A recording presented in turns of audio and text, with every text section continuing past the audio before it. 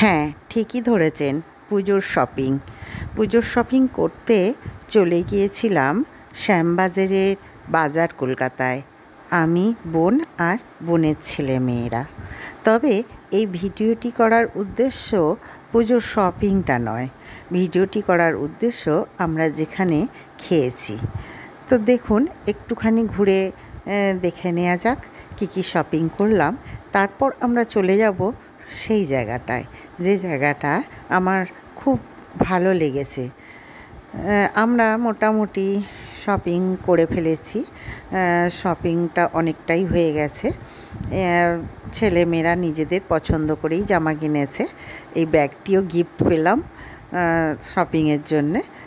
তো ভালোই লাগলো।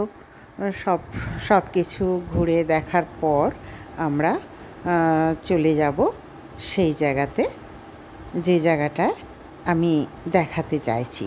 শপিং শেষ, এবার বিদায় নেবার পালা। মনের মতো মোটামুটি সব কিছুই কেনা হলো।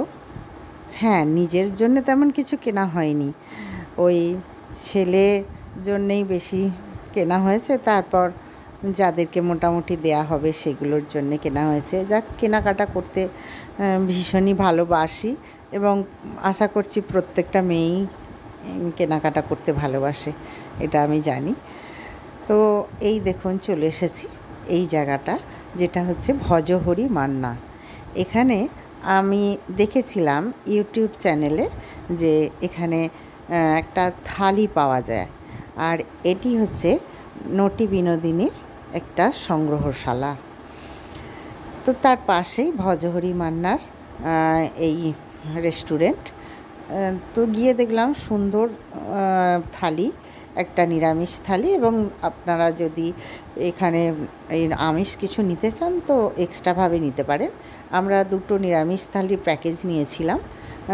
সব রকম রয়েছে তাতে, প্রায় 14-15টা পদ আছে, এবং তার সঙ্গে নিয়েছি চিকেন আর ডাব চিংড়ি। তার সঙ্গে লুচি দিয়েছে, পলোয়া দিয়েছে, ভাত দিয়েছে, ডাল, তরকারি একটা, দই, মিষ্টি, সব রকম খাবারই এখানে ব্যবস্থা আছে।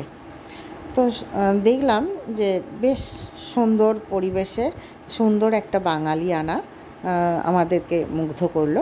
সব কিছু মিলিয়ে আমিও চাইবো আপনারা এখানে আসুন আর এখানের আনন্দটা উপভোগ করুন। তো যাই হোক, এবার তো আমাদের যেতে হবে।